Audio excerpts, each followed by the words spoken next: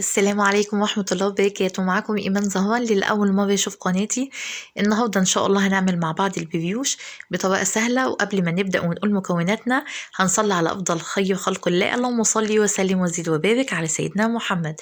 هنا معايا 2 بيض هحط عليهم رشة فانيليا، ومعايا كيلو دقيق متعدد استخدامات منخول. هنزل هنا بمعلقة كبيرة خميرة، عليها علبتين زبادي. معلقة كبيرة خميرة دي عبارة عن كيس خميرة دريم أو أي نوع خميرة أنت بتستخدميه. هنزل بنص كوباية سكر من المج اللي قدامنا ده، اللي هو مج الشاي عادي اللي بنستخدمه، وهحط مكان السكر ده كوباية مية، وهنزل بيها بالتدريج. هنزل بنصها الأول، وهبدأ أنزل بالعلبتين الزبادي. العلبتين الزبادي ده المقدار بتاعه 105 جرام. أنا طبعا هنزل بالمقادير في صندوق الوصف. هنزل بالعلبتين، وبعد كده هنزل بالبيض، وهبدأ أقلبهم وأدخل المكونات في بعضها. معايا كيلو دقيق متعدد استخدامات، أنا نخلاه وحاطة طبعا هحط عليه دلوقتي رشة ملح معاكم. اللهم صل وسلم وزد وبارك على سيدنا محمد. هبدأ أقلبها كويس جدا لغاية ما أدخل السكر وأنعمه. السكر اللي أنا حاطاه، يعني لازم السكر يا جماعة ينعم معاكي، عشان هو ما دخلش أو ما نعمش معاكي هيبقى في العجينة محبب كده، وفي الفرن برضك هيطلع تقرقشي العجينة، مش هيبقى حلو. فلازم انت تنعمي السكر أو تأكدي اللي هو داب. هنزل بنص كوباية الزيت، إلا الحبة بتاع معلقتين كده هشيلهم على جنب، هندخلهم في العجينة إن شاء الله واحنا شغالين. هقلب كويس جدا، وبعد كده هنزل ببقية الكوباية. هنزل ببقية كوباية المية دي، نزلت برضك حبة، وهنزل بالباقي الوقت واحنا شغالين في العجينة. أنا ما بستعجلش وأنا بحط السوائل، لأن ممكن العجينة ما تحتاجش السوائل كلها، وده بعلمه البنات المبتدئات. هنا بحط رشة الملح على الكيلو دي، وهنا معايا معلقتين لبن بودر، ومعايا كيس بيكنج باودر عبارة عن 16 جرام. المعلقتين لبن البودر اختياري يا جماعة، مش أساسي في الوصفة. انا بعلمه للبنات اللي المبتدئات ما تحطيش المواد السائله لبن او ميه مره واحده، لان ممكن العجينه ما تاخدش معاكي، ممكن دقيق يشرب سوائل ودقيق لا. كل اللي انا هعمله اللي انا هبدا اقلب كده المكونات مع بعضها لغايه ما الم عجينه. انا ايمان مش عندي زبادي وعايزه اعجن بلبن. هو اصلا العجينه المفروض بتتعجن ببيوش، معروف اللي هو بيتعجن بلبن. انا بعجنه بزبادي، انا بحب طعمه بالزبادي وبيبقى هاشش واكتر من رائع. انا ايمان ما عنديش زبادي، اعجني طبعا بلبن زي الوصفه الاصليه. انا ما عنديش لبن، هعجن بميه، وهيبقى ان شاء الله باذن الله رائع. هو الحاجه بنفس اللي بيعملها، يعني بحبك للحاجه ان شاء الله بتطلع جميله، واللي بياكلها من معاكي بيلاقيها جميله. هنا نزلت بكده بقول لكم خدت كوبايه ميه. هنا خلاص هعجنها كويس جدا. طيب يا ايمان، لو انا هي المفروض كمان العجينه دي بيتحط فيها معلقتين زبده او معلقه كبيره زبده، بس انا الزبده دي هستكفي بيها اللي انا هدخلها في العجينه او احطها على العجينه بعد ما تتخبز، وهنشوف الوقت واحنا شغالين. هنا هنزل بمعلقه لبن، معلقه ميه كمان عشان الم العجينه. يبقى العجينه المفروض اللي هي برضك من مقاديرها اللي هي بيبقى العجينه زيت على زبده، بس انا ما حطيتش زبده، واكتفيت بالزبده اللي انا هحطها على العجينه بعد ما نشوفها تستوى في اخر الفيديو باذن الله. كملي بس معايا الفيديو، وما تنسيش تعملي لايك للفيديو، واتمنى من ربنا عز وجل يرزقنا حب الناس، لان حب الناس ده رزق من الله عز وجل. اللهم ارزقنا حبك وحب من تحب، وحب كل عمل صالح يقربنا الى حبك، اللهم امين. هنلم العجينه كده كويس جدا، وبعد كده هبدا بقى رخامه. انا مش حاطه عليها يا جماعه ولا دقيق ولا زيت ولا اي حاجه، وهبدا اللي انا اشتغل على الرخامه. يعني هبدا اعجنها واشغل الجلوتين اللي فيها العجينه عشان تاخدي عيش او حاجه هشه او طعم. هنا هنزل ببقيه الزيت اللي هما المعلقتين، وهعجنها كويس جدا، وهحتاج معلقه ميه وهدخلها وهعجنها كويس جدا. طبعا انا جابيت المقطع ده، انا عملت معاكم كذا مره العجينه خطواتها انا بقول لكم هنا العجينه طريه ازاي في ايديا، ملمسها ناعم كده. انا عايزه العجينه دي الملمس طري وناعم وبتلزق نسبيا، يعني مش قوي، مش شلزيق قوي، لا طريه نسبيا. العجينه لازم تكون طريه، كل ما تكون العجينه معاكي طريه مش ناشفه هتاخدي عيش رائع وحاجه هشه. طبعا اما بتعجنيها، انا قعدت اعجن فيها 10 دقايق يا جماعه.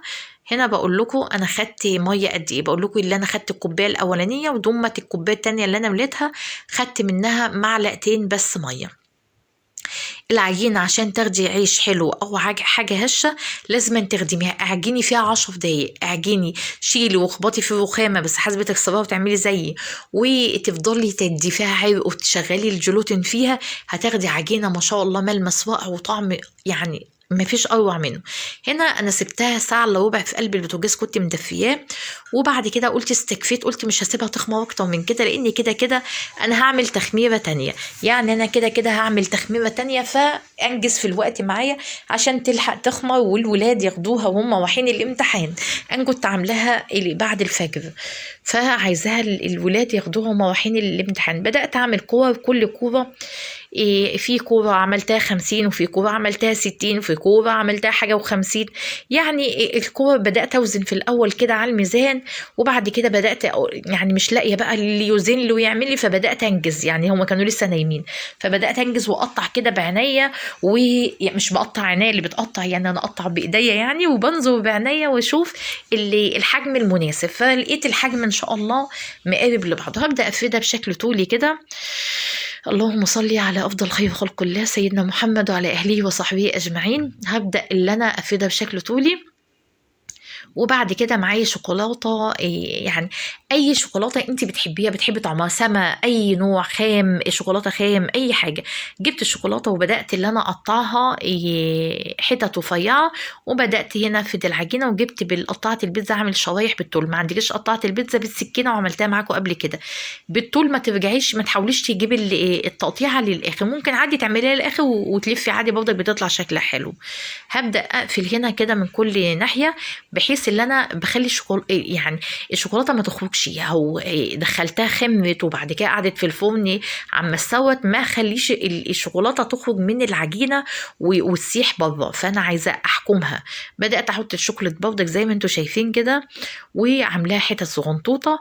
عايزه تكتري عايزه تقللي يا بنتي، من انا انت عارفه الحياه غاليه والاسعار مولعه زي ما انت عارفه اكيد حاسه يعني، ومعاك اولاد والطلبات وبتاع. والله يا جماعه انا كانت عندي، انت مش عندك اوعي تجيبيها ولا يعني تكلفي نفسك. اعملي مربى، مربى جزر، مربى تين لو انت عندك، جبنه تحشيها جبنه للولاد كساندوتش وهم رايحين. ما عندكيش اي حاجه من دي هتعملها فاضي، وبعد كده ما تطلع ترش عليها السكر هتدهنيها بالزبده ونرش عليها السكر زي ما هتشوفي هنا كنت بحطها، ولسه هنشوف دلوقتي الشكل اللي هنعمله. فما تكلفيش نفسك، ودايما حسسي ولادك، مش هنقولك بشيء تشيلي لهم الهم، لا حسسيهم بامكانياتك عشان ما يحملكيش فوق يعني الطاقه بتاعتك، دي حاجه، ولا باباهم فوق طاقته، دي حاجه. الحاجه التانية اللي دايما مثلا يا ماما انا عايزه كده، ادعي ربنا، يعني دايما تقولي لاولادك ادعي ربنا اللي ربنا يدينا، عرفيهم ان الملك بيد المالك، وان ربنا عز وجل يعز من يشاء ويذل من يشاء، قل اللهم مالك الملك تؤتي الملك من تشاء. يعني ربنا بيدي الملك للي بيريده، يعني الملك او العز او الغنى للي بيريد، فعرفيهم اللي انت لا تملكي، يعني انت ولا هم اي حاجه غير اللي انت بتسعي في الاسباب، يعني كان زوجك بيشتغل انت بتساعديه انت كده، والرزق ده بتاع ربنا هو اللي بيرزق، فادعوا ربنا يرزق بابا يرزقنا بالرزق اللي احنا نجيب لكم كل اللي نفسكم فيه. فدايما ما تخلوهمش، خلوهم دايما حاسين بالحياه معاكي. هنا هعمل واحده كوره كبيره شويه، يحسوا بالحياه معاكي فما يحملكوش فوق طاقتك، ويعني يطلبوا فوق طاقتك يعني.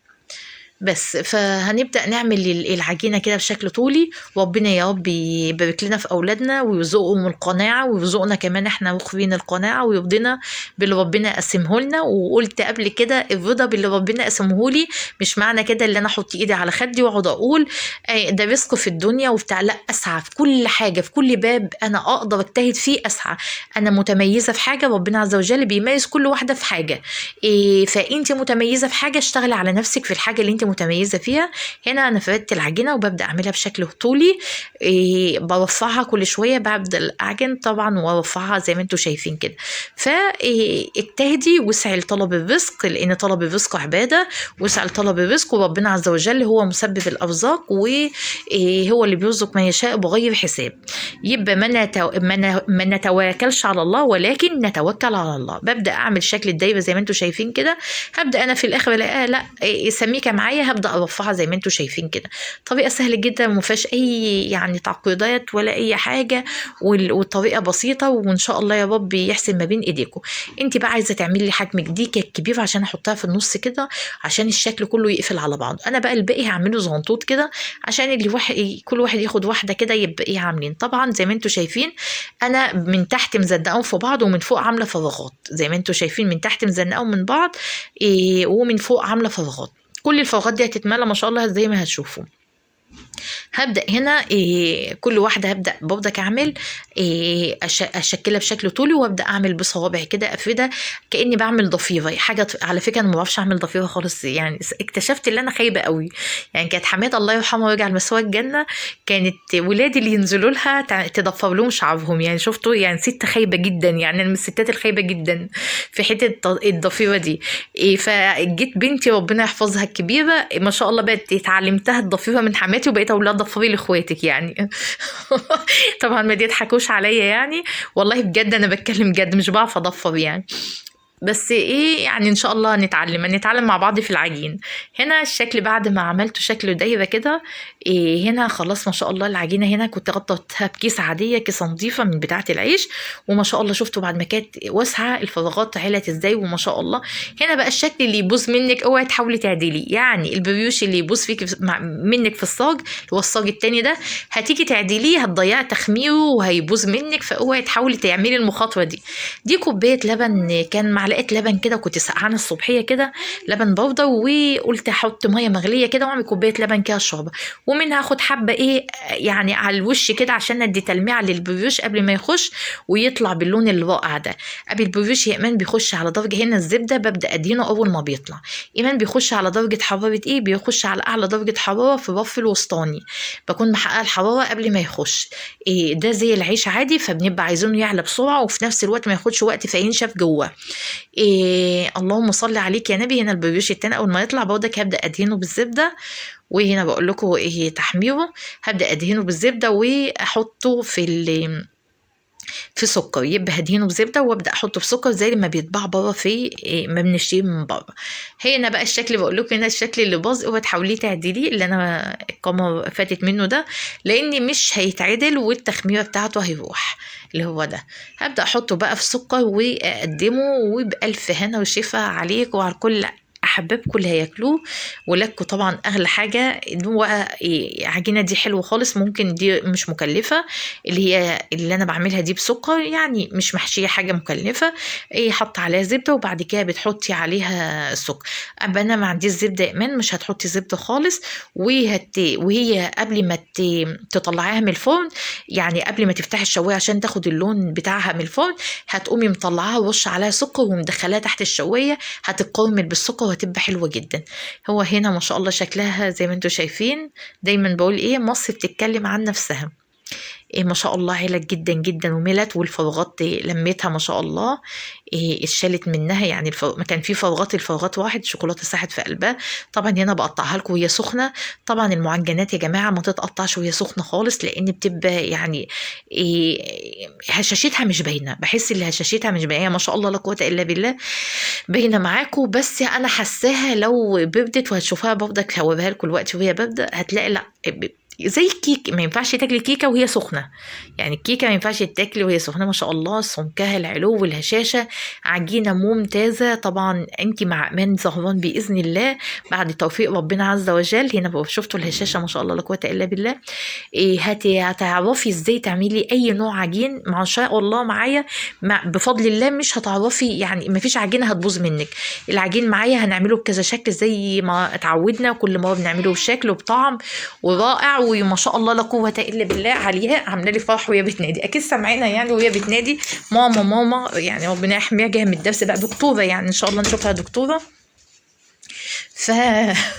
هي بتبصي لي ان انت بتسجلي، فطبيعي انا في نهايه الفيديو مش هفصله يعني واعيده تاني. انتوا عارفين اللي انا بالنسبه لي تسجيل الفيديو ده والله يا جماعه عذاب، يعني الواحد بيعمل الحاجه ما بتاخدش وقت زي الفيديو، لان عشان تلاقي وقت تسجلي ده يعني ربنا يحفظهم. هنا طبعا هو ما شاء الله اتاكل وهو طالع كده كان صحو، وكل واحد خد اللي رايح بيه المدرسه، وما شاء الله لا قوه الا بالله اللي فضل ده هو اللي انا حطيته معاكم كده قربته كده عشان انا نسيت اللي انا اوريكم من الارضيه، فحبيت اوريه لكم الارضيه ومتحمر ازاي. ما تنسوش بقى تعملوا لايك الفيديو، يا رب يرزقنا القبول، ويا ريت تشيروا الفيديو لكل احبابكم، يا رب كل حاجه بعملها تكون نالت اعجابكم. والسلام عليكم ورحمه الله وبركاته.